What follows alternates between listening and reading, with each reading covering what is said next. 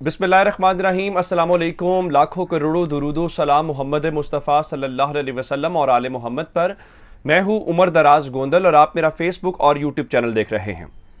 मैं आपको जब ये बात कह रहा हूँ कि एक बार फिर बड़ा यू टर्न लिया है और ताकतवर हलकों ने, जो इस मुल्क के पावरफुल क्वार्टर्स हैं, उन्होंने ग्रीन सिग्नल दिया है। ये मैं नहीं कह रहा, जो खबरें इस वक्त हैं, आज यकीनी तौर पे कोई हमारे लिए, पाकिस्तान के लिए, पाकिस्तान के सियासी मंजरनामे के लिए अच्छा दिन नहीं है। मैं आपको जब ये तफसीलात बताऊंगा कि अगर इस मुल्क के अंदर आप अल्ताफ हुसैन को शनाख्ती कार्ड देके मुल्क में वापस बुलाना चाहते हैं तो आपके लिए अच्छा होगा। आप अगर नवाज शरीफ को रिलीफ देना चाहते हैं तो आपके लिए अच्छा होगा।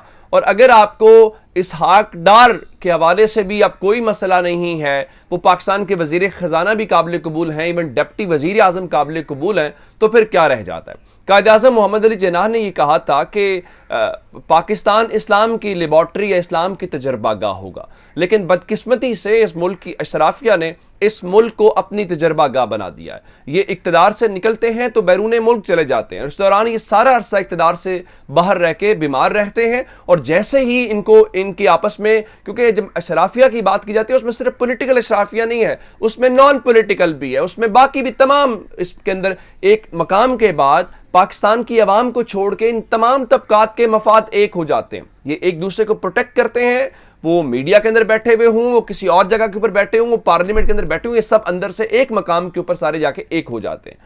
अब इन्होंने उसको तजर्बागाह, यानी आप इक्तदार से बाहर रहेंगे तो मुल्क से बाहर रहेंगे, और जब इक्तदार मिलेगा तो ये पाकिस्तान अपने तजर्बात करने आते हैं और पाकिस्तान के अंदर ये हुकूमतें करते हैं और उसके बाद ये बीमार होकर चले जाते हैं। मैं आपको सबसे पहली खबर जो देना चाहता हूं वो जरा आप ध्यान से सुन लीजिएगा, और खबर यह है कि जनाब एहतसाब अदालत से रुजू किया था इसहाक डार ने, और ये कहा था कि जनाब वो मुल्क में वापस आना चाहते हैं, इसलिए आप उनको एयरपोर्ट के ऊपर गिरफ्तारी से रोकें, दायमी जो वारंट गिरफ्तारी उनके जारी हुए हैं वो उनके रोक दिए जाए। और उसके बाद इसहाक डार ने अपने आने की तारीख भी दे दी है और बताया गया है कि जी इसहाक डार सिर्फ ये चाहते हैं कि उनको गिरफ्तार ना किया जाए, वो 7 अक्टूबर से पहले पहले पाकिस्तान आना चाहते हैं। जिसके ऊपर अदालत ने, जज मोहम्मद बशीर साहब जो हैं, उन्होंने कहा ठीक है इसहाक डार पाकिस्तान आ जाएं, फिर उनके वारंट मनसूखी को देखेंगे, लेकिन साथ ही कहा कि ठीक है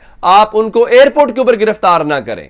क्या ये सिर्फ अशराफिया के लिए, शरीफ खानदान के लिए ये सहूलतें हैं, या हर वो पाकिस्तानी जिसके ऊपर किसी किस्म का कोई भी इल्ज़ाम है, लोगों की तो चादर चार दीवारी का तकद्दुस पामाल किया जाता है। अगर जुर्म करने वाला ना हो तो उसके घर की खवातीन को भी यहाँ पे पुलिस वाले डाल के गाड़ियों में ले जाते हैं, लेकिन यहाँ पे अजीब तरह का एक निज़ाम इंसाफ है। तो अब जनाब अदालत ने उनको कहा है कि 7 अक्टूबर तक उन्हें मुआफ़ ना किया जाए। एक खबर आपने सुन ली है, दूसरी खबर और सुन लीजिए, ताकि कोई इस मुल्क के साथ तजर्बा रह ना जाए और आपको ये अंदाजा हो जाए कि ये कहा जाता है जी पाकिस्तान तरक्की क्यों नहीं करता, कहा जाता है जी पाकिस्तान की इकॉनमी पीछे क्यों रह गई है। भाई कैसे रह जाएगी? पहले आप बताते हैं ये करप्ट हैं, फिर आपकी उनके साथ डीलें होती हैं, और डील के उस मुआहदे के तहत ही इसहाक डार की वापसी है, डील के उस तहत ही मरीम नवाज को पासपोर्ट मिलेगा, मरीम नवाज को बर्रियत मिलेगी, और डील के उसी पार्ट के तहत नवाज शरीफ ने वापस आना है। लेकिन याद रखिएगा कौम बिल्कुल भी इस बार छोड़ने वाली। मैं आपको आजाती तजर्बा बताता हूँ। आज सुबह सवेरे हमारे घर का बिजली का बिल आया,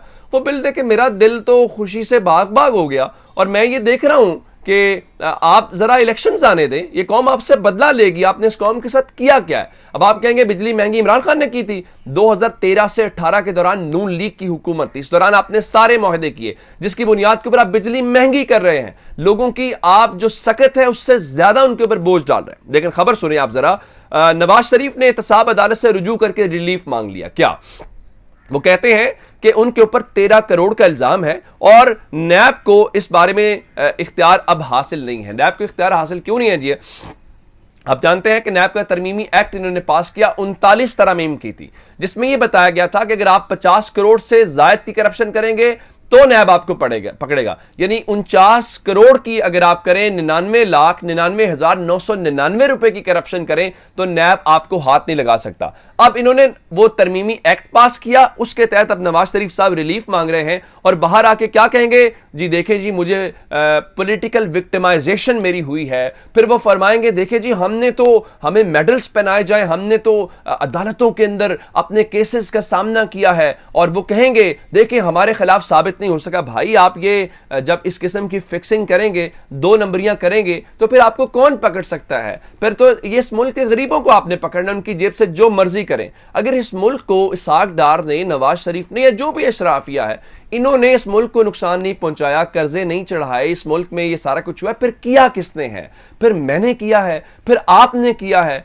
और आप देख लें वो काबिल कबूल है। और ये किन्होंने ग्रीन सिग्नल दिया है? आपको अंदाजा है कि उनकी, क्योंकि नवाज शरीफ और इसहाक डार कहते हैं कि हमें उस वक्त के ताकतवरों ने निकलवाया, उनकी वजह से हुआ। अगर निकलवाया उनने तो फिर आप ये मान जाएं कि लाभी वही रहे होंगे, और आप उनकी मर्जी के बगैर ये कैसे हो सकता है कि नवाज शरीफ वापस आ जाए? चले, अगर आपकी अभी भी तसल्ली नहीं हुई तो मैं आपको एक और खबर दे देता हूं, आपको उससे अंदाजा हो जाएगा।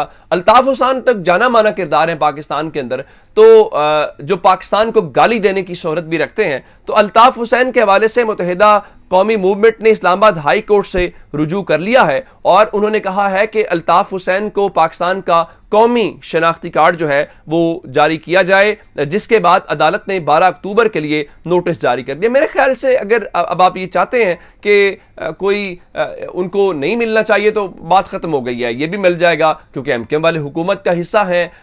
वो बेशक नाम उनके जो भी हों, लंदन हो, पाकिस्तान हो, जो भी उसका नाम, बहरहाल वो आप चीज़ों को जानते हैं, तो वो भी ये चाहेंगे कि चलें इस बहती गंगा में वो भी हाथ धो लें। पाकिस्तानी कौम का क्या है, ख्वाजा आसिफ के बकौल कौम तो फिर भूल जाती है। चलें, आपको अगर इस खबर से भी रिलीफ नहीं मिला, आपको इस खबर से भी आपको तसल्ली नहीं हुई, तो मैं आपको एक और खबर दे देता हूं। आप जानते हैं कि शहबाज शरीफ के खिलाफ आशियाना रेफरेंस बनाया गया था, और अदालत ने सरकारी मसरूफियात को वजह बनाते हुए वजीर आजम शहबाज शरीफ के मुस्तकिल हाजिरी की जो माफ़ी की दरखास्त है उसको कबूल कर लिया है। यानी अब शहबाज शरीफ साहब को आशियाना रेफरेंस के अंदर पेश होने की कोई ज़रूरत नहीं है, और वो अपनी सरकारी मसरूफियात, आइंदा अगर आपने ये काम करना है, बड़ा हाथ मारें, कोई बड़ी गेम डालें, अगर आपके ऊपर कोई बड़ा इल्ज़ाम लग जाए तो सरकारी ओहदा पकड़ें और सरकारी मसरूफियात का बहाना बनाएं, एहतसाब फिर होता रहेगा। हालांकि दुनिया जहान के अंदर अगर किसी पब्लिक ऑफिस होल्डर के ऊपर इल्ज़ाम लग जाए तो ये उसकी दोहरी जिम्मेदारी होती है, और उसका एहतसाब दूसरों से हटके ज्यादा स्पेशल होता है। लेकिन ये पाकिस्तान है, और पाकिस्तान के अंदर कुछ भी मुमकिन है। आप जरा अब तैयारी पकड़ें कि आइंदा दिनों में मिफ्ता इस्माइल की कुर्बानी होगी, और मिफ्ता इस्माइल की जगह पे इसहाक डार होंगे, और सलीम साफी के बकौल वो डिप्टी वजीर आजम के मनसब के ऊपर फायज होंगे। ये सारी सूरत हाल है। अब जरा एक और खबर सुन लीजिए कि चूंकि चौधरी निसार का एक बड़ा एक होल्ड है पंजाब के अंदर, और वो सियासत से गायब हैं जब से नवाज शरीफ को नाहल किया गया। उसके बाद शाहिद खान अब्बासी की काबीना आई तो उन्होंने उसमें वजारत नहीं ली थी। अब खबरें ये हैं कि चौधरी निसार जो है वो एक आज़ाद ग्रुप बना रहे हैं। तारिक अजीज साहब की खबर है जिसके मुताबिक उन्होंने होमवर्क शुरू कर दिया है, और बताया यह गया है कि वो किसी बड़ी सियासी जमात जिसमें इवन तहरीक इंसाफ शामिल है या नून लीग है उसके अंदर शामिल नहीं होंगे। उनका ख्याल ये है कि इस तरह से लोग इन जमातों से तंग हैं। उन्होंने अपने हल्कों का सर्वे कराया है और राब्ता दफ्तर भी कायम कर लिया है, मुख्तलिफ लोगों से मुलाकातें करवाई हैं, और उनका ख्याल यह है कि वो आज़ाद हैसियत में इलेक्शन जीत कर आएंगे, जिसके बाद वो हुकूमत का फैसला या अपोजिशन का फैसला उसके बाद करेंगे। आप जानते हैं कि पंजाब में इससे पहले भी जहांगीर खान तरीन और मखदूम अहमद महमूद जनूबी पंजाब के अंदर इस किस्म का एक इत्तेहाद बनाने की कोशिश कर रहे हैं। तब तीसरी आवाज़ जो है वो चौधरी निसार की है। तो कहीं ऐसा तो नहीं है मुल्क के अंदर एक और सियासी जमात खड़ी की जा रही है, और यहाँ पर चौधरी निसार का मुकाबला चौधरी गुलाम सरवर खान जो इस वक्त तहरीक इंसाफ के रहनुमा उनके साथ है, तो वो शायद इसलिए भी ज़रा थोड़े से हेजिटेट कर रहे हैं कि वो तहरीक इंसाफ के अंदर ना जाए, जिसकी बुनियाद के ऊपर वो चाहते हैं कि वो आज़ाद हैसियत के अंदर अपना जो इलेक्शन है वो लड़ें। अपना बहुत सारा ख्याल रखिएगा। खुदा हाफिज़।